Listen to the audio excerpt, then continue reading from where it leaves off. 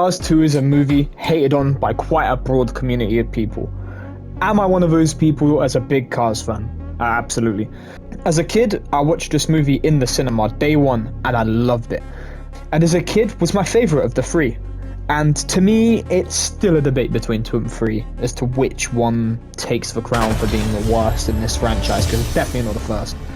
However, on a rewatch, I can now make a case that most of the internet can that this is probably the worst movie in the trilogy. So grab a can of All in All, it won't kill you, and find out why Cars 2 is a Disney disaster. We will be using the same process as the Lego Batman movie to rate this movie. If you haven't watched that video, check it out, it's good. But I feel like I need to talk about the actual film, given how just obscure it is. We start with a spy on an oil rig attempting to interrupt and get footage of what looks like an arms deal. I really don't know what we can call this. And yes, in this scene, someone just gets straight Monsters Inc. full boxed, dead. I'm not kidding either. We are introduced to Michael Caine's Finn McMissile, who gets caught but escapes, racking up the highest kill count out of anybody in this franchise, blowing up the rig and, yes, sending this car straight to his death. R.I.P. This is a kid's movie, by the way. This is actually like 1 of 5 on-screen deaths, I'm not kidding. We go to Radiator Springs, we meet Mater. McQueen is now the GOAT, and there's won 4 piston cups off-screen. Bit lazy to me, but oh well, gotta sell toys, right? We go to some fine dining restaurant where some guy on the TV is yapping. I can only really describe him as the equivalent to David Jones, for those who know. Anyway, he tells us about this guy who nearly just straight died. Yes, another. We are like 15 minutes in. And because he ran out of oil, that's the reason. He switched to electric because of that. Now, this is my first question of the movie, I don't get it.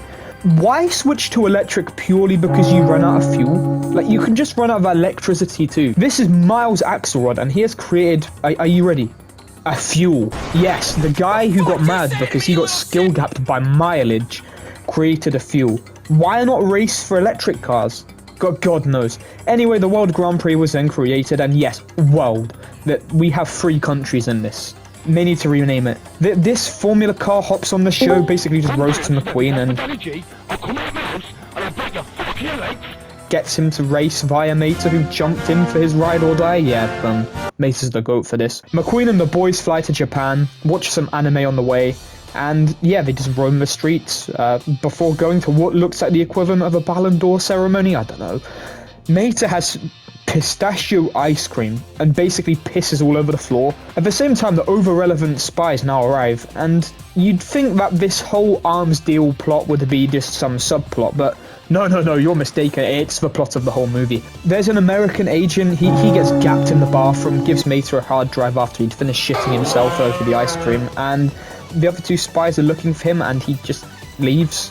And yes, there are literal firearms in this movie. I forgot to mention this. The blue American car gets his hard drive checked. Yes, this was the guy that got gapped in the loo. They find some pretty dodgy stuff. He just dies, like, straight on screen as well. The spies believe Mater is who they're looking for. And then we get to our first race. Hype, a race for the first time. No. No. We need to see Mater. The spies find Mater, but oh no, so do the villains, and there's a fight. Mater is talking to McQueen over a headset and says stay outside, but not to him, so McQueen listens and pulls to the outside. Now, the villains are using a camera, to blow up the cars in the race. Not kill them, just blow up their engine. I don't know how this doesn't kill them, and just make All in All look bad. Now, here's problem number 2 I have with this movie. The racing driver, the one that's won 4 piston cups, the one with the race IQ, decides to pull to the outside and listen to Larry the Cable Guy.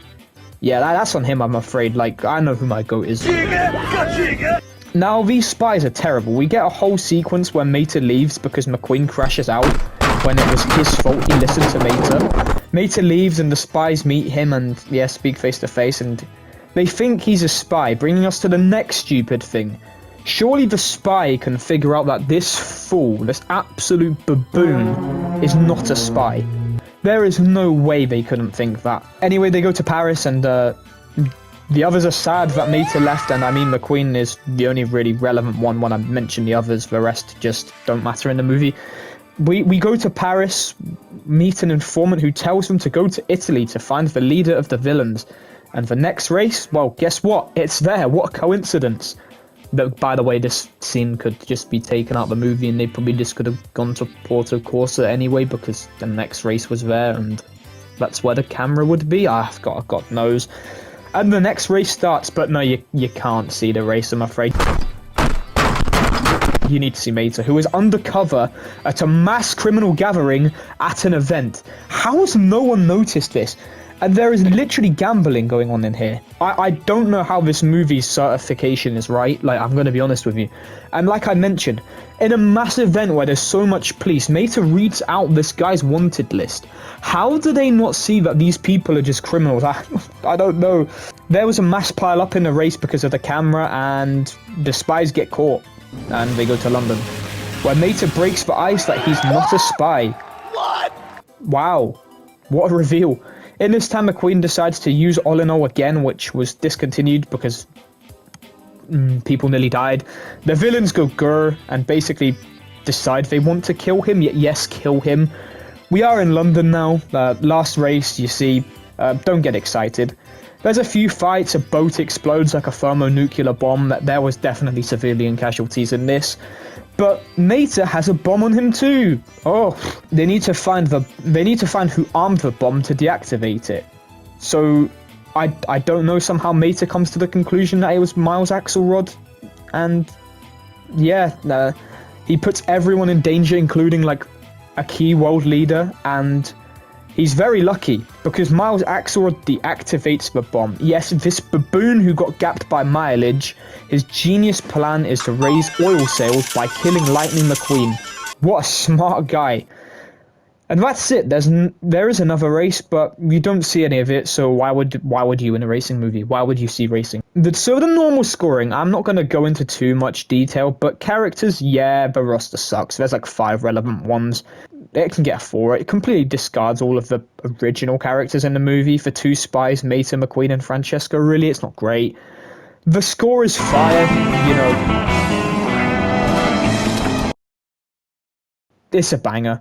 Cinematography is a 10 out of 10. Like, I see a lot of people say this. The animation in this movie is to die for, and I think it's some of Pixar's best work from animating. The racing scenes, yeah, they knew what they were doing. Porto Corsa, just as a whole, is just such a mind-blowing spectacle to see on screen. It's amazing.